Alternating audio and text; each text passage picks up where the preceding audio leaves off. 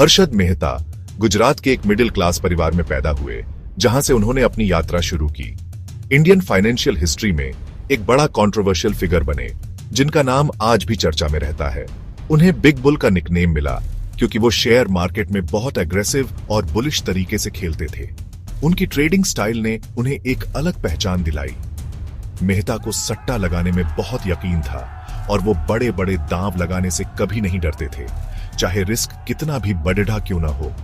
अक्सर अपने कामों से शेयर के दाम बढ़ा देते थे, जिससे उन्हें भारी मुनाफा होता था।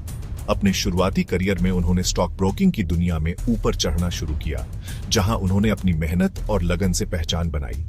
पहले एक जॉबर के रूप में और फिर बॉम्बे स्टॉक एक्सचेंज यानी BSE के मेंबर बन गए। यह उनके करियर का एक महत्वपूर्ण मॉडलिश था।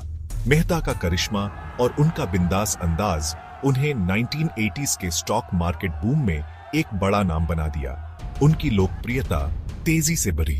उन्होंने दौलत और कामयाबी की एक इमेज बनाई जो हर किसी को आकर्षित करती थी। महंगी गाड़ियां चलाई और ऐशो आराम की जिंदगी जी, जो उनके स्टेटस को और भी ऊंचा करती थी। इस इमेज ने उन इन्वेस्टर्स को अपनी तरफ खींचा जो उनके एक्सेप्शनल रिटर्न्स देने की काबिलियत पर यकीन करते थे। उनकी फैन फॉलोइंग बढ़ती गई, लेकिन इस कामयाबी की कहानी के पीछे धोखे और हेरफेर का एक जाल था जो आखिरकार उनके पतन का कारण बना। उनकी कहानी एक चेतावनी बन गई।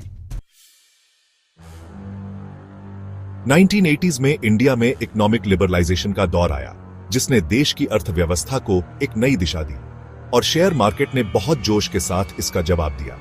इस समय शेयर बाजार में एक नई ऊर्जा और उत्साह देखने को मिला। हर्षद मेहता ने इस मौके का पूरा फायदा उठाया। बैंकिंग सिस्टम की कमियों का इस्तेमाल करके अपने सट्टेबाजी के दांव के लिए पैसे जुटाए। उन्होंने बैंकिंग प्रणाली की खामियों को बखूबी समझा और उनका लाभ उठाया। उन्होंने बैंक रसीदों का एक सिस्टम इस्तेमाल किया जो बेसिकली छोटे समय के लिए बिना सिक्योरिटी वाले लोन होते हैं, शेयर मार्केट में पैसे डालने के लिए, जिससे शेयरों के दाम BRH जाते थे। इस प्रक्रिया ने उन्हें बहुत सारा पैसा कमाने में मदद की। उनके तरीकों से उन्हें और उनके इन्वेस्टर्स को काफी फायदा हुआ, जिससे उनकी बिग बुल वाली इमेज और मजबूत हो गई।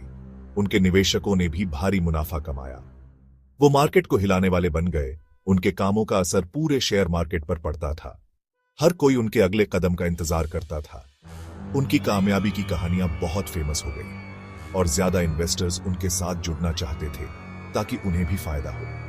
हर कोई उनके साथ जुड़कर मुनाफा कमाना चाहता था, लेकिन ये कामयाबी कमजोर नींव पर बनी थी, जो लगातार पैसों के आने और मार्केट के नियमों में हेरफेर पर टिकी थी।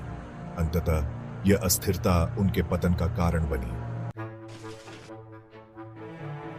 साल 1992 हर्षद मेहता की कहानी में एक टर्निंग पॉइंट लेकर आया। यह वह साल था जब उनके द्वारा बनाए गए वित्तीय साम्राज्य की नींव हिलने लगी। उनके बनाए हुए धोखे का जाल खुलने लगा और जांच एजेंसियों ने उनके खिलाफ सबूत इकट्ठा करना शुरू कर दिया। एक ऐसा स्कैम सामने आया जिसने इंडियन फाइनेंशियल सिस्टम को हिलाकर रख दिया। यह घोटाला इतना बड़ा था कि पूरे देश में हड़कंप मच गया। उन पर बैंकिंग सिस्टम में लूपहोल्स का गलत इस्तेमाल करने का इल्जाम लगा और यह आरोप साबित भी होने लगे। बैंकों से पैसे निकालकर शेयर मार्केट में हेरफेर करने का। इस हेरफेर से उन्होंने शेयरों के दामों में अप्रत्याशित वृद्धि कर दी।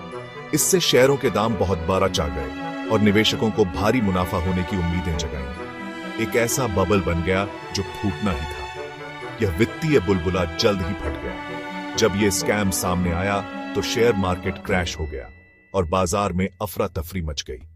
करोड़ों रुपए स्वाहा हो गए और इन्वेस्टर्स का भरोसा टूट गया। कई निवेशकों ने अपनी जीवन भर की बचत खो दी। इस स्कैंडल ने इंडियन बैंकिंग सिस्टम की कमजोरियों और इतने बड़े फ्रॉड को रोकने के लिए नियमों की कमी को उजागर किया।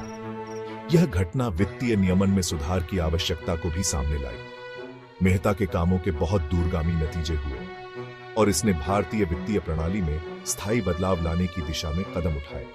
सिर्फ शेयर मार्केट पर ही नहीं, बल्कि उन अनगिनत इन्वेस्टर्स की जिंदगी पर भी असर पड़ा जिन्होंने अपनी बचत उनके भरोसे लगाई थी। यह घोटाला एक चेतावनी बन गया कि वित्तीय प्रणाली में पारदर्शिता और सख्त नियमों की कितनी आवश्यकता है।